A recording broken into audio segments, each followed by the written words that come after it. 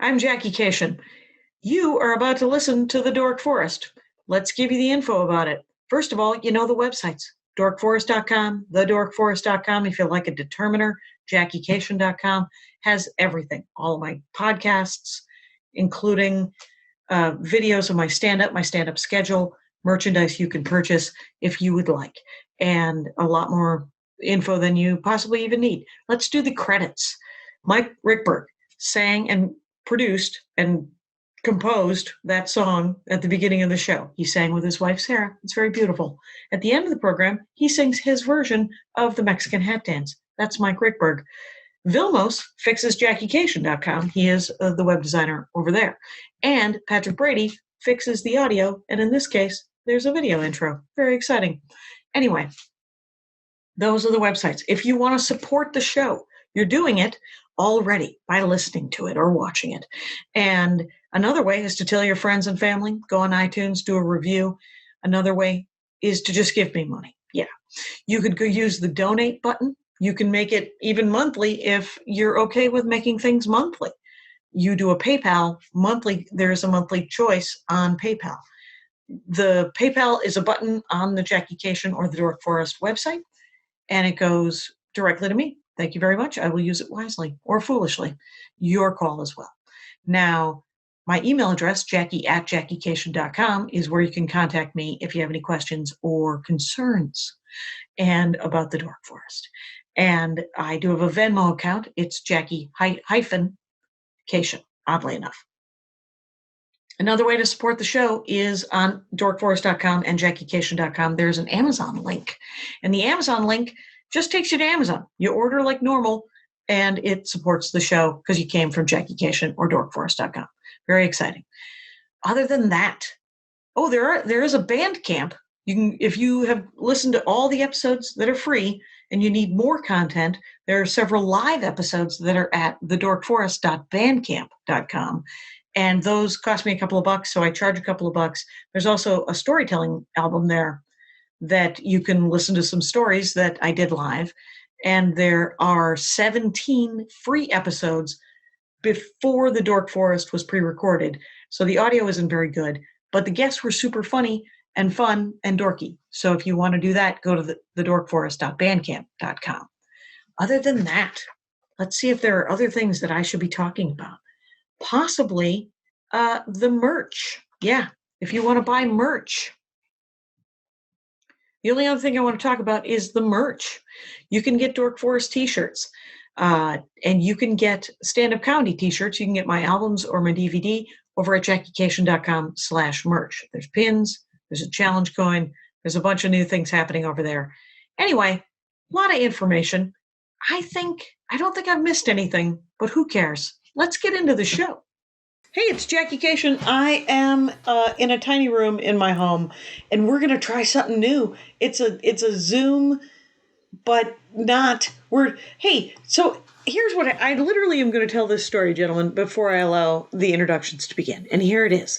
Myq Kaplan asked, hello and welcome to the show, Myq Kaplan. Thank you. There we go. At Myq Kaplan, MYQ. Myq Kaplan called and said, hey, I have a new album coming out May 8th, which is going to be called A.K.A. And I'd love to do the Dork Forest. And I have an idea what that'll be about, which is advice columns. Literally the day before Matt Kirshen. Welcome to the program, Matt Kirshen. Hey, Jackie Kirshen. Hey, Myq Kaplan. Hello. At Matt Kirshen, MATTKIRSHEN, and at Matt_Kirshen on Instagram, said, I could do the Dork Forest about advice columns. And I'm like, what? What's happening? No one's ever done a Dork Forest about advice columns. So can we, I even want to slightly correct that story, even more specific, because we were having a little Zoom hangout a few days ago, as you've been good about organizing these. I think we've been trying to all do that kind of thing while we're all confined to our homes as a substitute for actually seeing people face to face. And you asked whether anyone wanted to do a Dork Forest and what your dorkdoms were. And I was like, nah, I can't really think of anything good. And then my fiance, Harley, went, you're always reading advice columns. Whenever I look at your computer, there's a fairly good chance you're reading one. You could do that.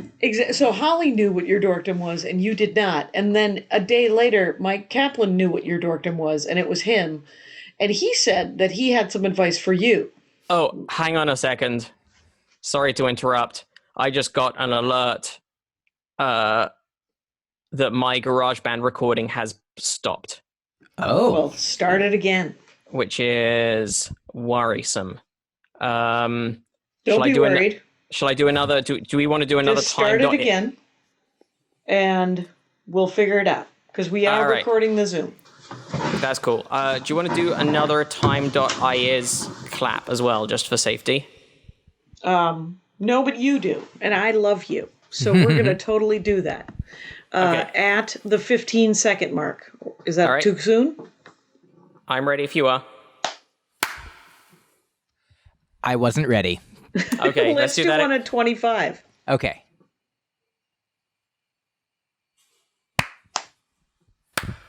Perfect. All right.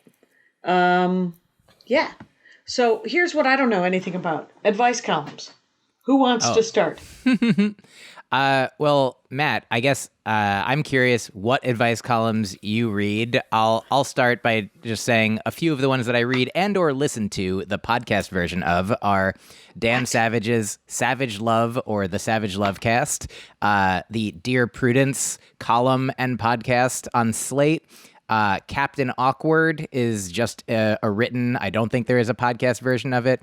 I've been reading Nick Cave's The Red Hand Files lately. Oh, that's one I didn't even know about. Oh, yeah. And Dan Ariely, who wrote Predictably Irrational and The Honest Truth About Dishonesty, Social Scientist, he has a column that comes out where he offers people sort of like logical, like statistics-based advice. So those are a few of mine to start with. Okay, you've got a greater breadth than I do. I will say Savage Love, I used to read every week religiously when it was in the AV Club, and then the AV Club did a big site redesign, and it became substantially harder to find, and I got annoyed and stopped doing it. So it turns out my dorkdom is not so adamant and vast and necessary that a slight amount of website navigation won't put me off. But what are you reading and listening? But I will also sometimes load up his podcasts if I have long car journeys ahead of me. I'm a big fan of the Dear Prudence podcast, particularly, and we can get into this later, but it took a while to adjust to the new Prudence, and now I prefer current Prudence to previous Prudence. Sure. No offense to Emily Yoffie. I did not know about Nick Cave's. Andrew W.K. had one for a bit that I would read from time to time, and that was fun. And then also, I will occasionally, but I have to ration myself on this because it's so vast and unending that it could be my day gone. But on the amateur side of advice columns, there is a wealth of subreddits on the reddit.com internet website, headed up by, I say, the beast of all of them, which is the Am I the Asshole? Oh, yeah.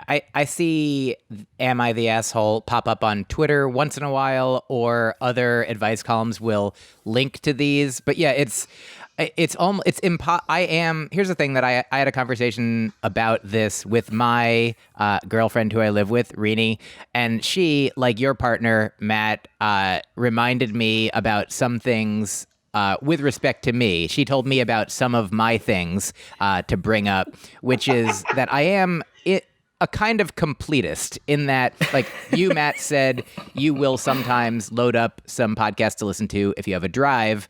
Yeah. I have listened to every Dan Savage Lovecast episode except for the last couple because I haven't had any drives recently, but I will walk out in the park and listen. I will listen at home if I need to. It is such a nice thing to do while driving because you're like doing one thing with your sight and another thing with your sound. It feels very efficient. But that's one reason why I also won't start too many other podcasts or go into the realm of a world that's almost unfinishable, because I do want to complete everything. Like I do get emails from Slate if every week or more than once a week or however often they come, letting me know of new Dear Prudence podcasts and written episodes, columns, as it were. And so I have if I don't have time to read it then, I'll put a tab on it, and so I have a folder in my email for Prudies to read. So I will read all of them over the course of my life until I die. So yeah, I'm not. Don't worry about me. I'm fine with enough advice columns until I die. See, this is the danger with Reddit, is because if you then get too deep into that, that's like trying to finish Wikipedia. It's just, you could be in a whole world of trouble if you like I did again today. There was a am I being unreasonable that popped up on Twitter, and I linked to it, and then that was an hour gone of going through the back catalog, and I was like, I need to stop this right now. So I have a quick question. Yes. So these are not Dear Abby. Like, it's Dear Abby, but it's a Dear Abby for the 21st century. So there's columns, but there's also podcasts, and then there's Reddit threads. Are there also posts? What's happening? Yeah. Well, Reddit's a kind of, I think Reddit is advice column adjacent, where like Reddit in general, like things on the internet in general, this is rather than going to one author to get their opinion, and maybe sometimes augmented by guest opinion, which advice columnists will sometimes do. They'll be like, hey, this is a bit out of my depth, so I went to this doctor or this psychologist or whatever, and this is their advice.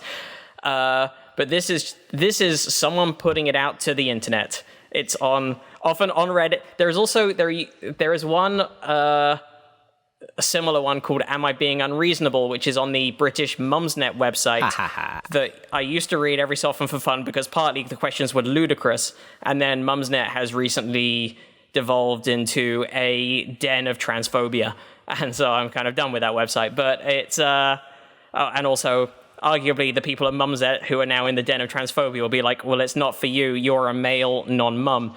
But fuck, that was a fun one. Apologies for the swear word just then. Swear it up.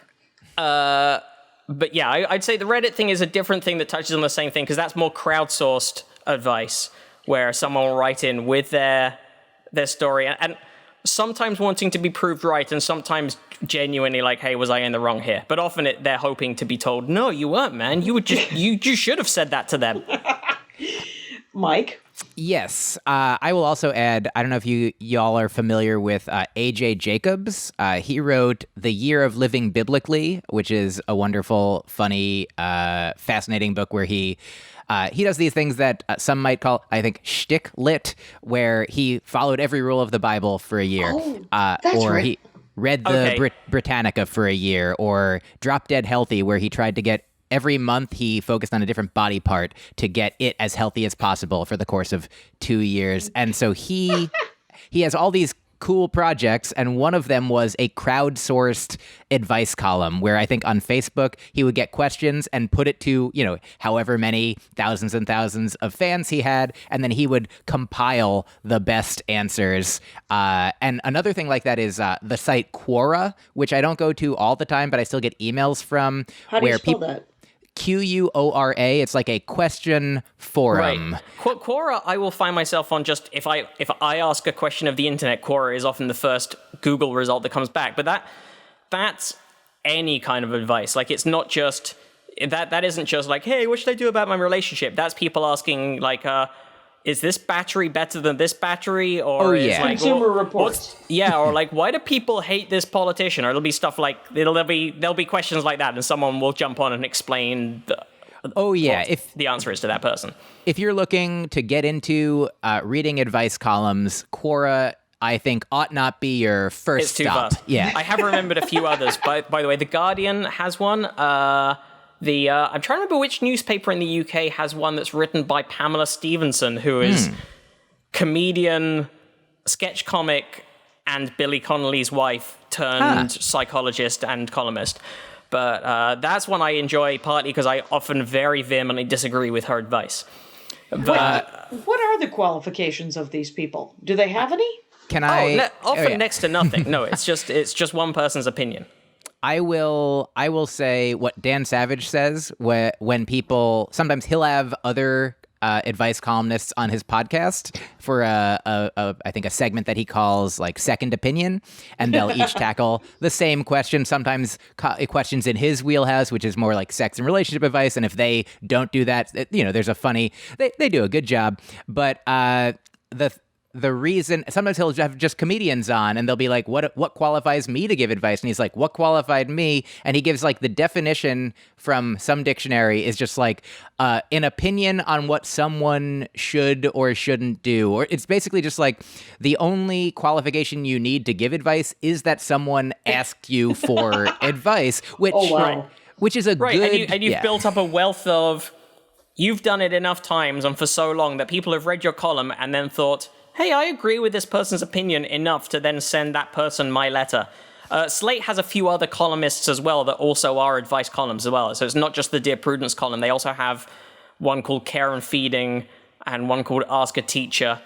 And they're all essentially advice columns, but with slightly more specific remits. There's also Ask a Manager. I know the Ask a Manager person gets like cited. Like they all kind of, it seems like the way that comedians know each other. I feel like advice columnists, I don't know if they have like festivals or anything like we do, like Just for Laughs advice column style. But I do think that like Ann Landers and Dear Abby were sort of like, like Die Hard is to action movies as those folks are to advice columns. I think Dan Savage even purchased, I think, Dear Abby's desk. And so he writes from her desk. And the way that he conceived his column to begin with was originally kind of a joke where he's like, I'm gay and there haven't been gay advice columnists. So when gay people have written in to the straight advice columnists, they would get not the best, answers sort of curated for them. It would be like straight people sometimes berating gay people. So he's like, I want to berate straight people. So, but then it kind of got serious. And he's like, well, I guess if people are actually coming to me with information, I will offer them information. And I think he is also somebody who is good, certainly now, at having guests. If somebody asks a question about camming, he'll have like a cam person on. Or if somebody asks about a trans issue, he'll have a trans person on too as a guest. Second opinion. A question of race. He'll have, like, I know various comedians, like, I think he's quoted like Joel Kim Booster when there was an issue that came up about something relating to an Asian something or other. And I will say this about Dan Savage is that the only reason I know his name is I think I've seen his name around, but the only interaction I had with him is someone sent him, I think it was Audible, had one of my bits, and it was this bit about how Andy explaining that I didn't have any expectations of him as a boyfriend, and then me telling him what my expectations were, and then him saying back that those were roommate expectations and not boyfriend expectations. And then so that Audible played that joke for Dan Savage, and then Dan Savage was like, well, those are actually, and he got kind of serious, and he was like, those are actually how relationships should work. And I was like, did you miss the joke part of that? Yes, I'm actually quite happy with the roommate expectations, for they are also real. But that's the only thing I know about Dan Savage. I wanted to ask each of you, Matt, let's go with you first. I love the fact that you both know what the hell each of you is talking about. It's kind of exciting for me. I would say that, I mean, like, Dan Savage and also Dear Prudence are fairly mainstream columns. Like, I don't want everybody... I don't want to, falsely represent that I'm like, oh, I know. But you are. You don't know you don't know who's the columnist for the Reading Evening News. I've never even heard of Prudence. So. It's by the way, fun little extra fact: in the UK, they're called agony aunts or uncles, and I don't believe there is currently a term for if there is a non-binary advice column. Oh, that's awesome. Well, here's my question. What, Matt Kirshen, what are some of your favorite kinds of questions that are asked? I will tell you my favorite category, or my favorite my favorite thing that happens in an advice column, and this also sort of tallies with what I was saying earlier about the subreddit, and I don't know what this says about me or what it is that I want to get out of an advice column, but far and away my favorite thing in any advice column is when someone writes in asking for advice, and they get told that they are a bad person and they are the one who has entirely caused the situation and they need to apologize.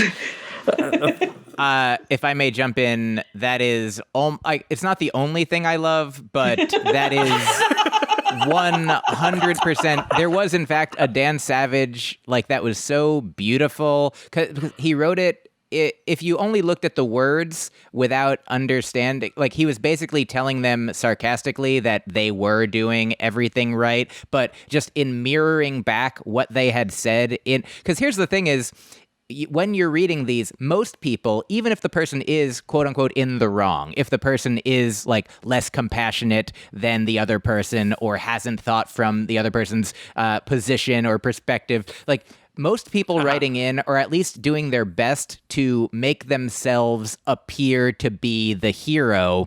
And then once in a while, they will say things that, like, we're like, how is the blind spot this big that this is what you're saying, and you think that they'll be like, how do I be the worst person? You're like, well, let me help you with that.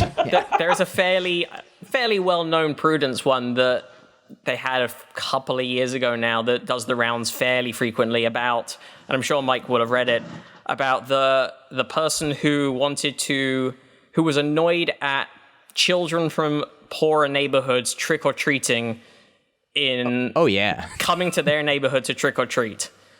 And they were like, we live in a nice residential area. We're personally not super rich, but we do live in an area with a lot of wealthy people, and we've noticed that at Halloween, families from poorer neighborhoods have been bussing in, and we just think it's, this is the wrong thing. And that was a particularly fun one, because obviously, like, even the premise, right from the premise, you're like, they're gonna get a shit kicking. Why did they write that down and put a stamp on it or email it?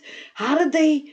What was their process to say, I'm going to submit that? That's amazing. They don't listen to or read enough advice column podcasts, and I will say that I call that the trickle down or treatle down economics problem.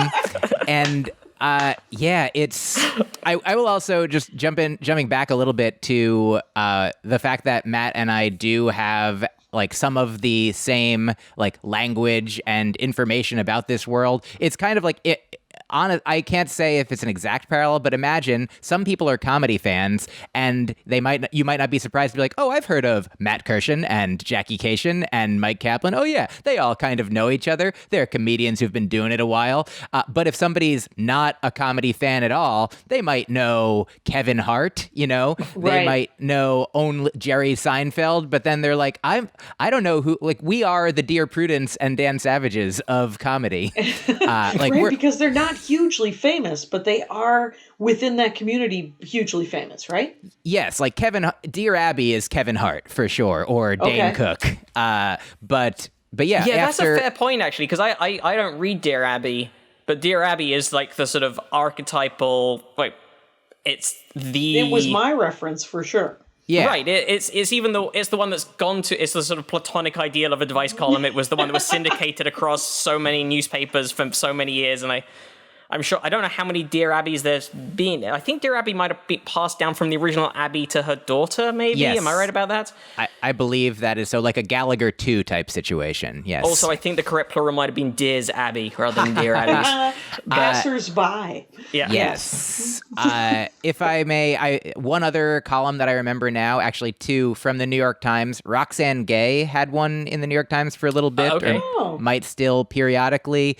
And then there's one weekly that I read there called The Ethicist, which has been different people over the years. Yes, Jackie? Maria Bamford read that once, and it made her change how she paid people or something. Like, it actually affected her life.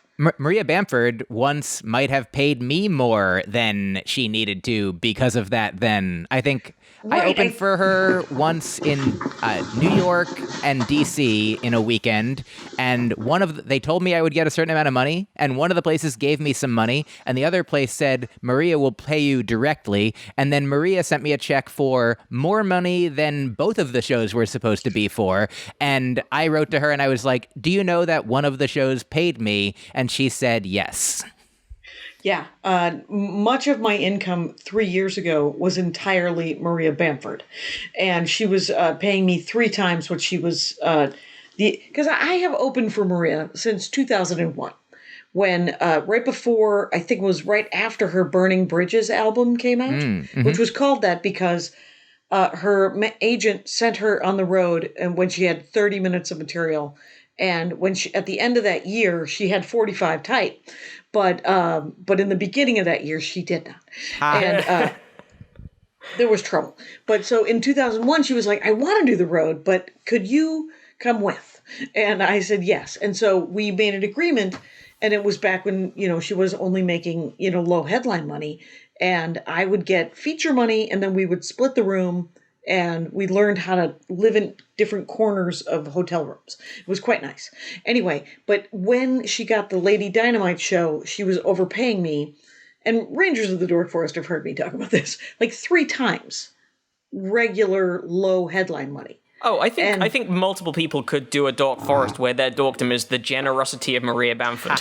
For sure. And then when the Lady Dynamite didn't get renewed, she was like, "Oh, I don't think I can afford to bring you on the road anymore." And I said, "Or you could just pay me fair again and not overpay me." And she was like, "Oh, but I think you deserve that." And I said, and she kept saying that it was, she didn't know. And I was like, I would rather have some money than no money. And the second thing is, you're never getting that $100,000 back. How about that, Maria? And that sort of took her out of it. But I think she read that The Ethicist. What are they really just, is it money? Is it morality? What is it? Yeah, I would say, like, sometimes it's like a professor writing in about something that they learned about a student, or it could be a parent overheard something about their child's, identity that they're like, they didn't consent for me knowing this. And there's a huge range there. Like, it's... Yeah. It is more because it's the New York Times. I've read The Ethicist a bit, and it is very, as the title suggests, it's much less like, so they said this, and they said that, and what's the right thing to do? It's more like, well, what do you think is the morally justified? What would the philosophers say in this situation is the correct path? The correct path. This is not from an advice column, but this one thing that has changed my behavior from reading. This was actually an essay that Stephen Fry wrote, but it was it was a blog he wrote a while ago, and he mentioned a conversation he had with John Cleese that has affected how I deal with the public in a certain way. So he described a situation after some charity show that Stephen Fry and John Cleese were both on, and an audience member complimented him after the show, and he did that sort of abashed English, sort of like, well, yeah, like I was rubbish, I was terrible, you can't say that, blah, And afterwards, John Cleese took him aside and said, "What you just did there was rude. You think you are being polite right now by playing down a compliment, but to approach a celebrity or approach anyone who's been performing takes a certain amount of bravery, and also they are giving their opinion on your art, and to then effectively negate that compliment is to tell them that they are bad at evaluating this art form, and what they did lacks value." And that really, like, that's something, because I know I've done that, and since then I'm far from celebrity, but I'm someone who is on stage and has performed and done these things and has people who tell me that they like my thing, and I've always remember from that moment on to take a compliment graciously, or even a non-performance compliment. I think the same is true if someone says, like, "I like that shirt," or whatever, like anything. To graciously take a compliment is a nicer thing to do to the compliment giver than to try to act to humble, to throw in some false or even genuine humility is ruder than to accept that compliment. Can I agree 100%. And I learned that lesson from Jesse Joyce, the comedian who maybe some of us know. I do know Jesse Joyce. Very funny. he is a wonderful... He's writing for Kimmel these days. He was Yeah. writing for At Midnight, and he's one of those people who pops up on the credits for a lot of award shows as well. Oh, that's and roasts and such. And so, Yeah. he's a joke beast. He used to travel with Geraldo back when that was more fortunately possible. Which But, also yeah. I think that's how he got into the world of the roasts as well. I think Yeah. Geraldo brought him on as like, hey, this guy's really good at And giving his you name jokes. is Jesse Joyce? Jesse Joyce. Okay, And- everybody look for that guy because he sounds great. Yes. So he, years ago, we'd been to a festival or two together. We were friendly acquaintances, not the closest friends, but very friendly. And I had just taped my half-hour Comedy Central special in 2009. And I think I saw him a little bit after, and he said, hey, something probably simply as, congratulations on your special. How did it go? And I heard that, and then I probably hemmed and hawed for a long time. And like the short answer is it went well.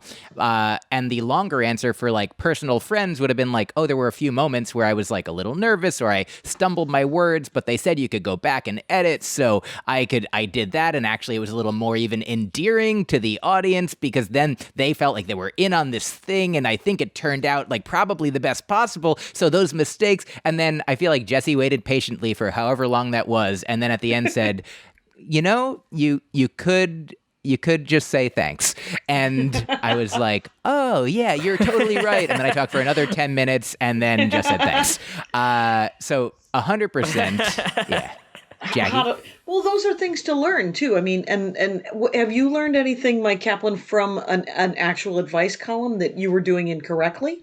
Great Is that question. common enough? I will say, first, I'll also say one time when I met Dan Savage, just on this topic, I saw him do like a book reading and I went up to him to have it signed. And I said to him something like, you are like a hero of mine. And he did the thing that we've learned not to do. And he was like, oh, you need better heroes. And so I do think that one of the hardest things to do in life in general, or especially when it comes to like knowing what to do or knowing what others ought do, is even if you have a clear mind of like what other people, what would be best to do, what you would do if you were them, it's so difficult to apply that in your own life. So one thing that I do sort of like meta, like in general, is if I have advice for someone, I think, oh, am I doing that? Can I apply myself to that? Like, I think even just having the idea, the name of Am I the Asshole, be like to really consider like,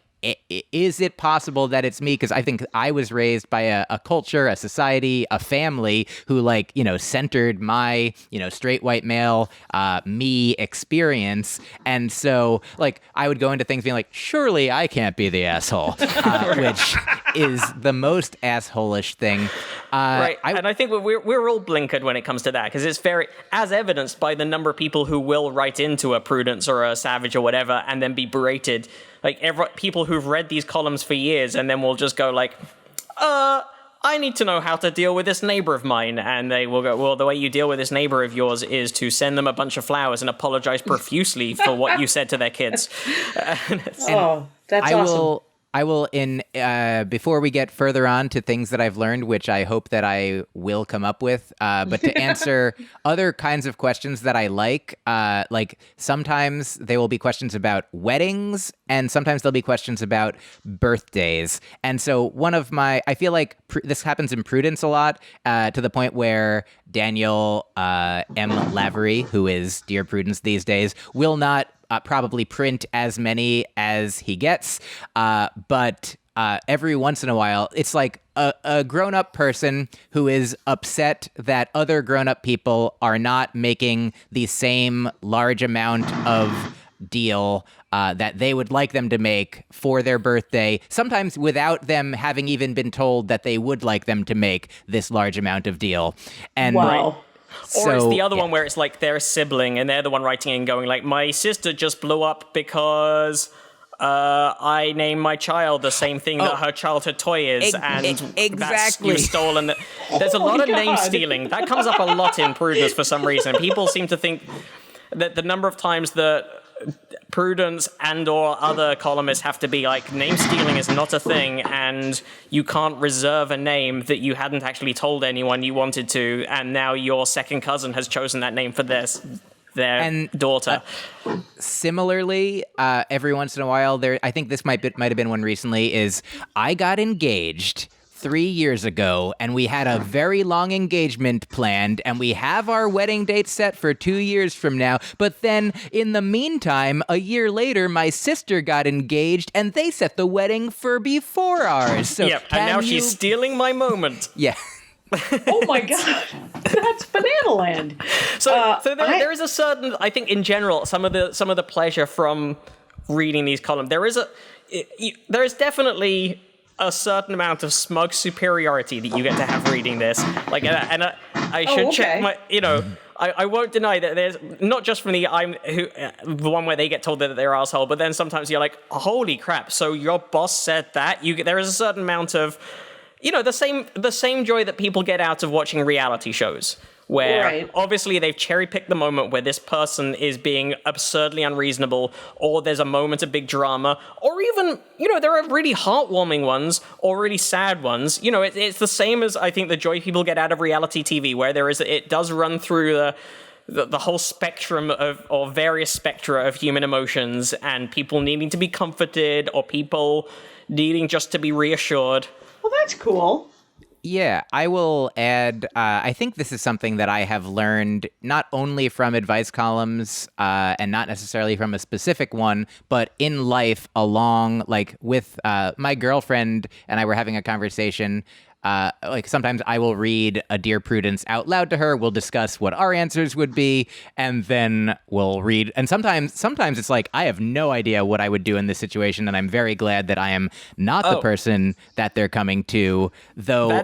That's definitely some of the other, that's definitely another pleasure from the column, is like, you read the question, and it's almost like, it's like puzzle time now. It's like, okay, hit pause.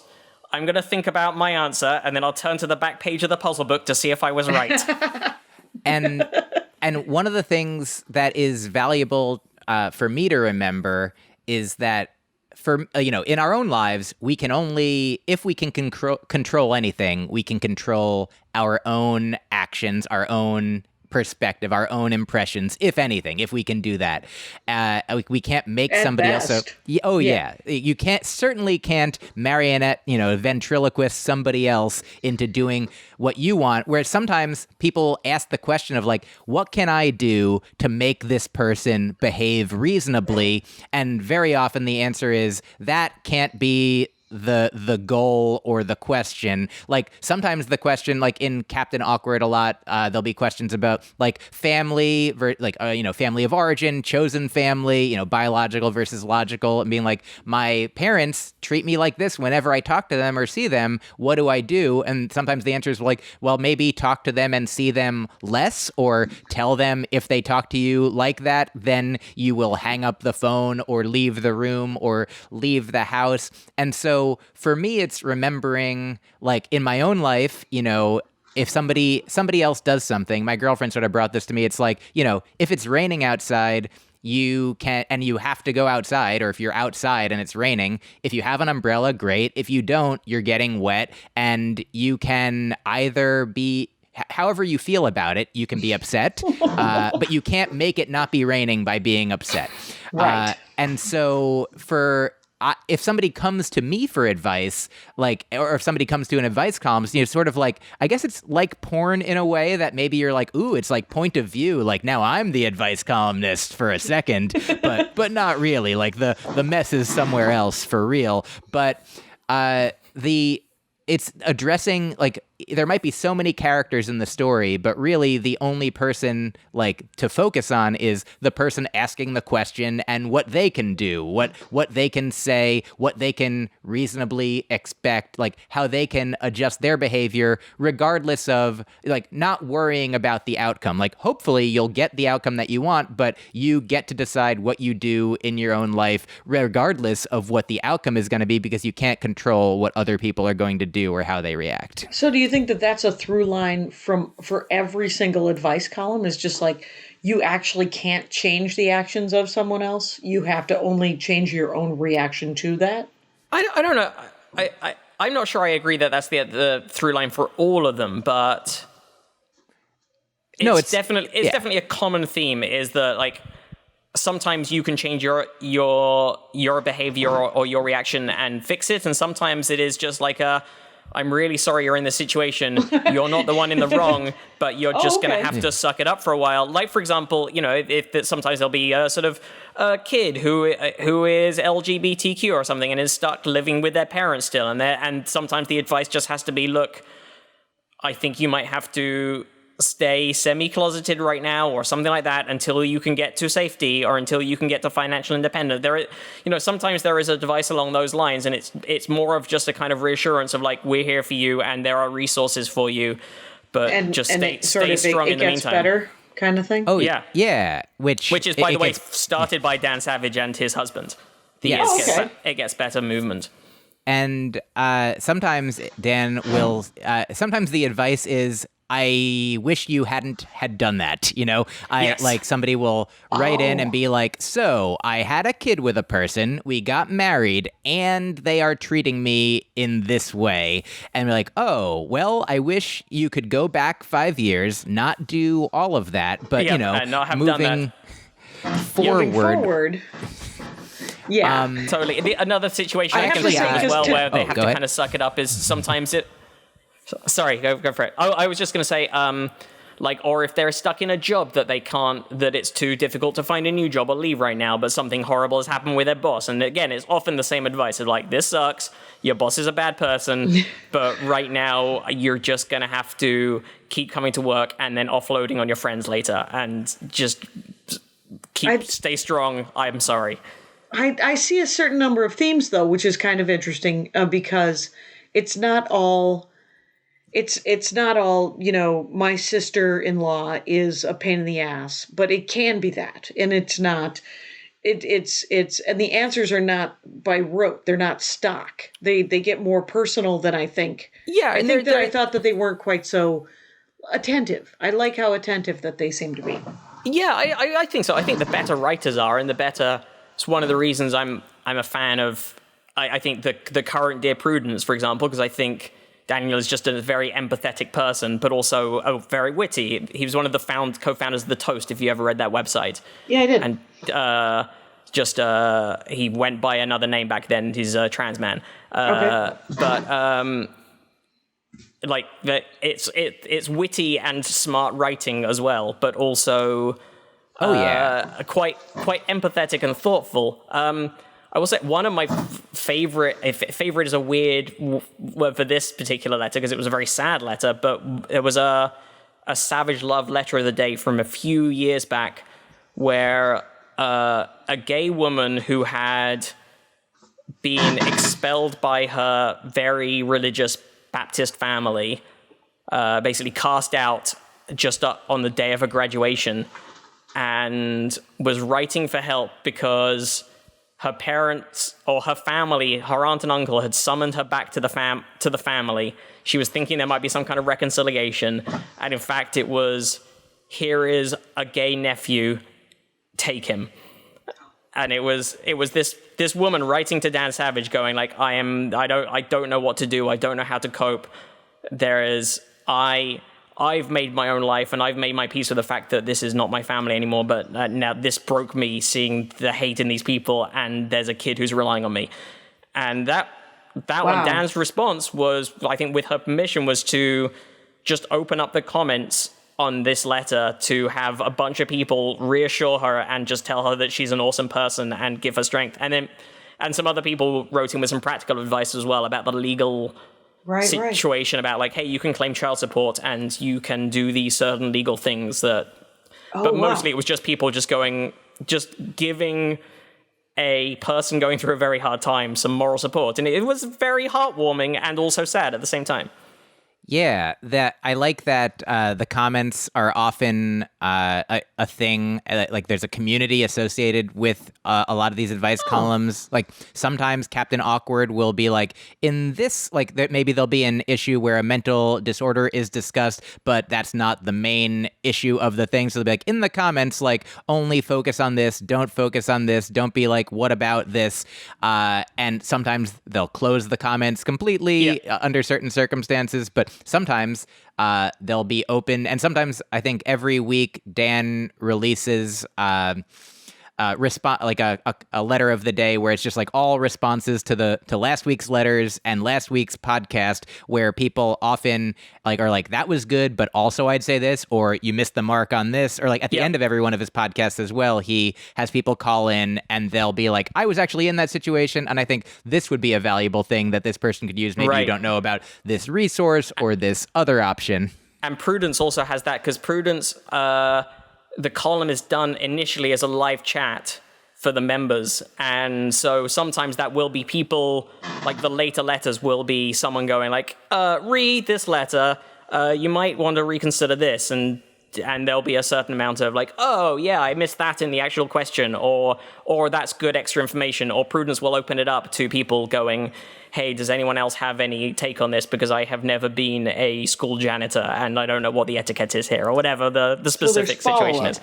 Can I tell you guys, or y'all, that I used to, what do I want to say? I know two people who have written letters to Dan Savage that were in either the column or the podcast. One of them is my friend, comedy, non-stand-up comedian, but previous stand-up comedian and current improv and actor human being, Micah Sherman, very funny guy, good friend of mine.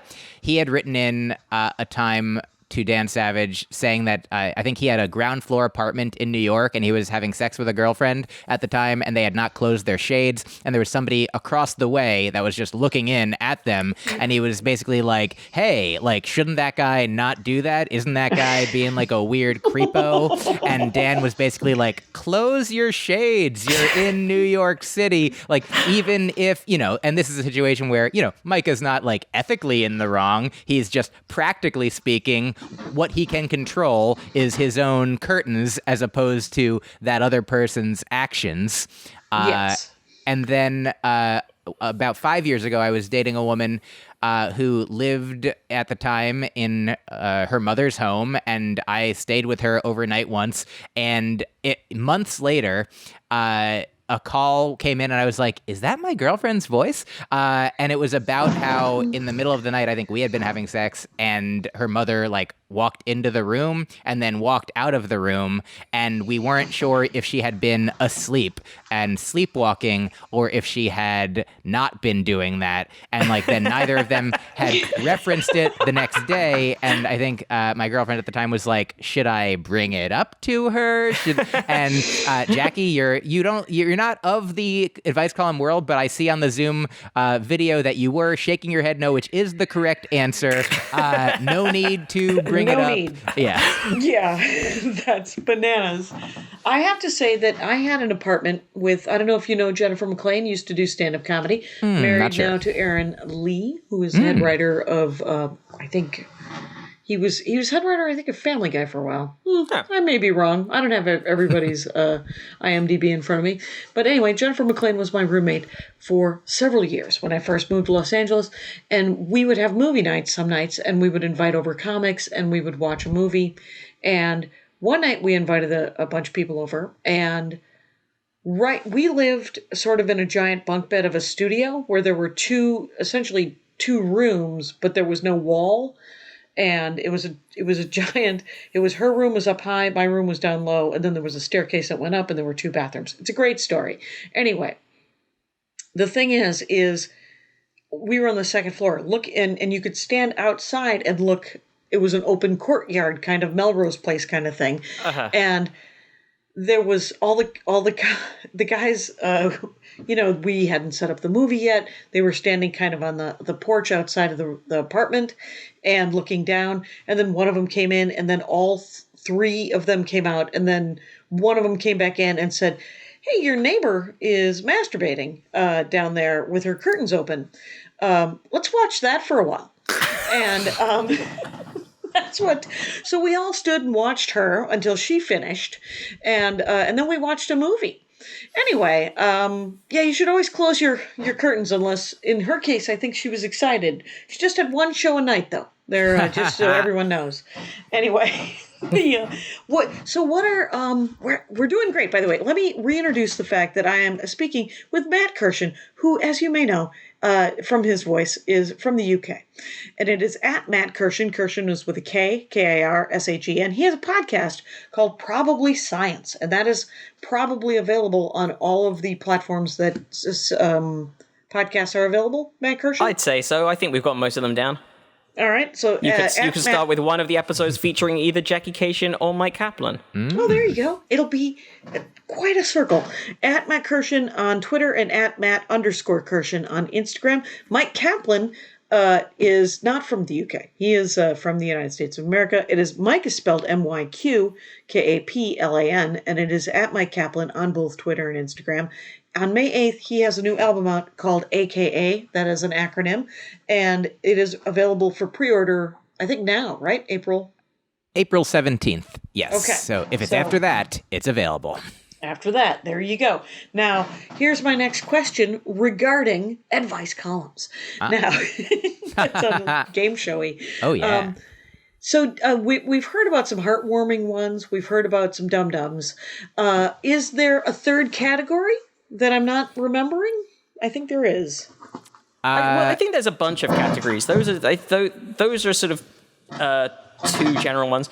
So there's the easily fixed ones, I think, where it like often, I think Prudence particularly has this one where quite often it's just someone writing in because they want a lead on how to say something to someone.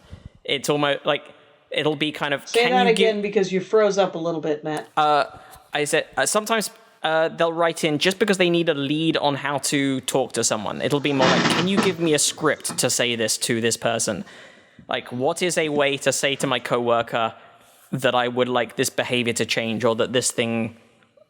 or to stop this thing? And quite often it's as simple as that. It's just like, hey, here's one to do. Quite often it's...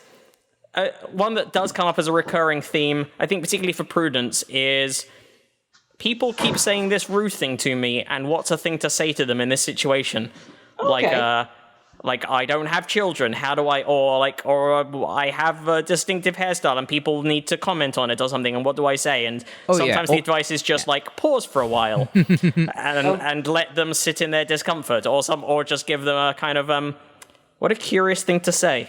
Yeah, or if it's like a lesbian couple with a baby, and they might get the question like, "How'd you get that baby?" Which might be very personal question. Be like, "Which one of your bodies did something?" Like with somebody's like, "Do we know each other?" Yeah. Whose was the spunk? Describe.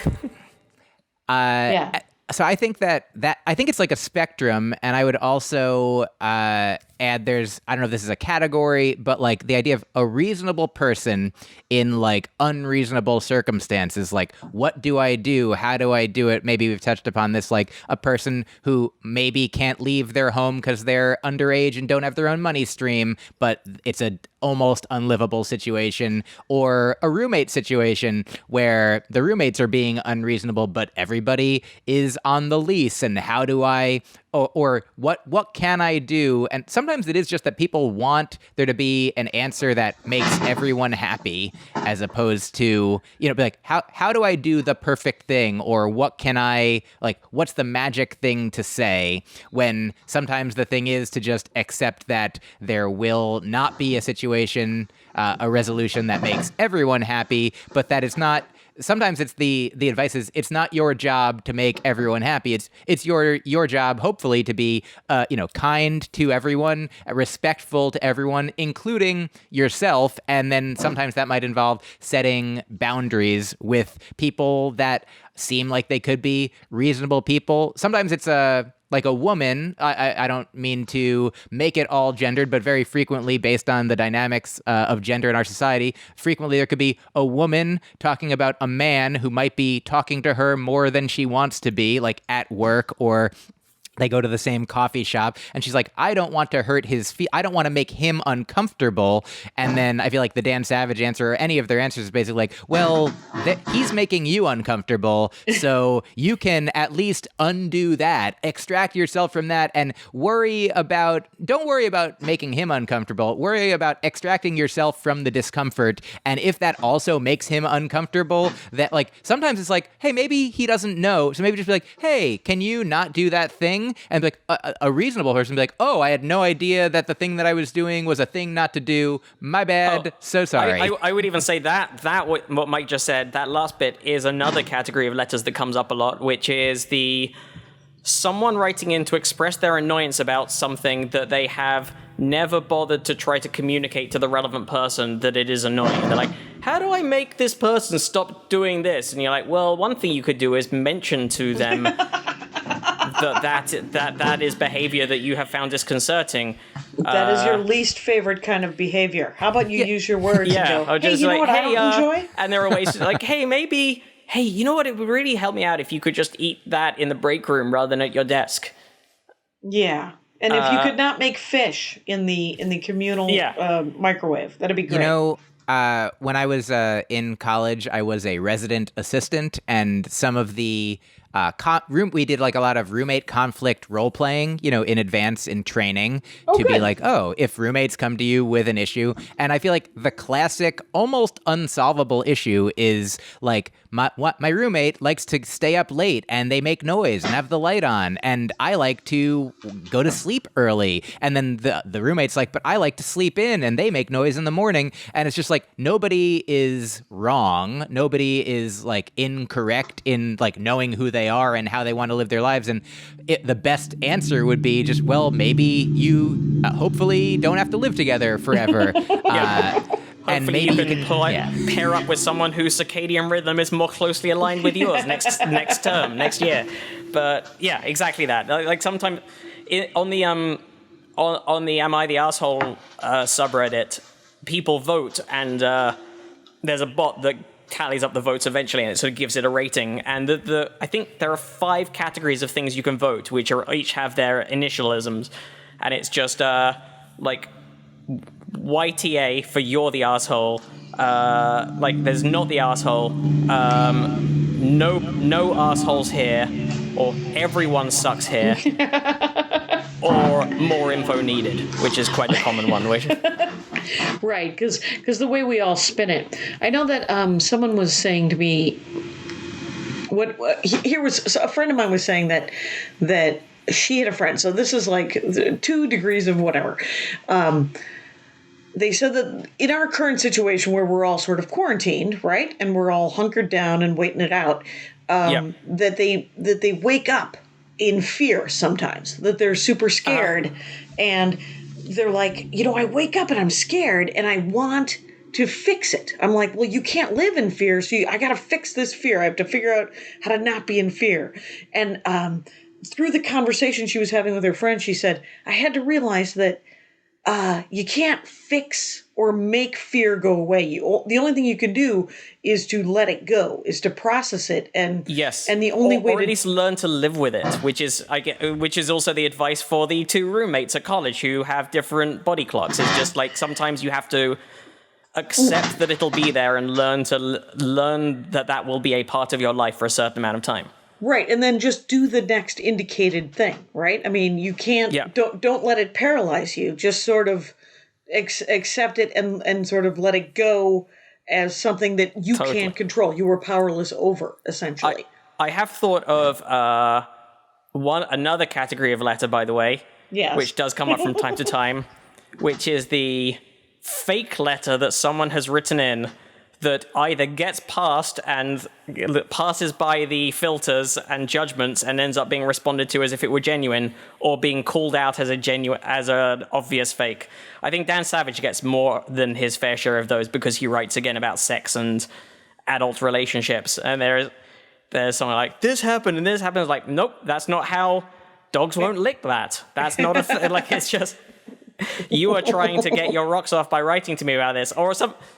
But then I can't remember whether it's Dan or Prudence or one of them will, if taken in by a fake, will reply with, well, one person's hypothetical is another person's reality, so it's still of interest and value to reply to this situation, even if it turns out that this person has conned or faked this specific letter. Right, because it's just a theory. Yeah. Yeah. Go ahead, Mike. Yeah, so much of almost everyone who reads or listens to an advice columnist or podcast, almost everyone who's in the audience is not the person who asked the question. Right. In fact, there's no guarantee that the person who asked the question is even getting the answer, except for the times that they write back in and they're like, thank you, or the times that's another one we missed, is the follow-up. I'm a big fan of the follow-up. Oh, yeah. Like Dan Savage sometimes will call people to get more information or to have, so he'll have a conversation with them on the podcast as opposed to just they leave a message and then he gives his answer. But so regardless of whether the person I always hope that the person who asked the question gets the answer that they want. But unless they're as completist as everyone else, maybe they won't know that their answer was even on the podcast or in the column that week. But not that it doesn't matter, but it has a greater purpose, the same way that, if we watch a comedian, you watch Mike Birbiglia talk about his wife or his girlfriend at the time or his ex, you don't have to be him to glean wisdom and resonance in your, oh, that's a relationship story that makes sense to me because it reminds me of my own life, or, offers me these lessons that I can use moving forward. And so, similarly here, there might be literal lessons offered by these advice columnists that if we read them and we internalize them, then if we have anything near that situation come up in our own lives, I know so many people who listened to Dan Savage and then, shifted at least something in their understanding of how to be a better communicator in their relationship, how not to take monogamy as necessarily a default status quo that is never to be talked about, never to be brought up because it's just the way that it is, that's the thing with so many people who are writing in and they're like, can you believe that these other people don't know exactly how I like things without being told? It's just, it all fosters communication with others and introspection within self, I feel. And even if you're not getting that out of it, it's also just like with fiction, it's a dip into another world. You don't have to specifically identify with any individual character in a book or a movie or a TV show to be able to enjoy that TV show. Or you don't need to go, what's the takeaway message of this show? It could also just be no, I like spending a while in the world of these characters. Again, the same thing people get out of any reality TV. Yeah. And speaking of that, I have this to say. First of all, we are very close to an hour, gentlemen. So you've done vital work here. This has been fascinating to listen to you talk back and forth about the same dorkdom. Anyway, but have either of you seen the movie Pump Up the Volume? I have not. It is a 1980s film, Christian Slater, I believe, and he ends up being an advice guy. And because he moves to the middle of nowhere, and there's some sort of injustice that he helps resolve. You may want to look into it. It holds up. Parts of it hold up very well. Other parts of it are dumb, but they were dumb initially. So it is called Pump Up the Volume, and it is a Christian Slater vehicle. And that's the first time I ever heard Leonard Cohen. So, yeah, because he also played some music. The soundtrack is amazing, quite honestly. Matt Kirshen, Myq Kaplan, you guys should know this. It's been an hour. Okay. You're doing some vital work here. We're hoping that the audio that we're all recording separately will be compiled by Patrick Brady and be made beautiful. But thank you so much for doing this show. Thank you so much for having me. Thank you for having me. It's been a pleasure to talk to both of you. Can I say one last quick thing that just occurred to me? Based on what Matt just said about, how fiction and these letters can be dipping into a world that is not our own world. It can have application to it, but it needn't. It can be for entertainment. It can be for utility. But it's sort of like, those would you rathers? I had these, this old book of would you rather do this horrible thing or this horrible thing? You must choose. You you quote unquote must choose. And then sometimes I just be looking at them and be like, I don't accept that. I do not want to choose either of these, and I don't have to. You can't tell me what to do, book. Close it. So I'm glad that sometimes looking at the advice column information, I'm like, oh man, I'm glad. Do I have to say something? Do I have to tell people what to do? Do I have to live this life? Thank goodness I do not. And also, the advice columnists don't have to either, because they do get to decide what questions they air on their podcast or include in their column, and they don't want to have a column full of, I don't know, that is a tough one every week.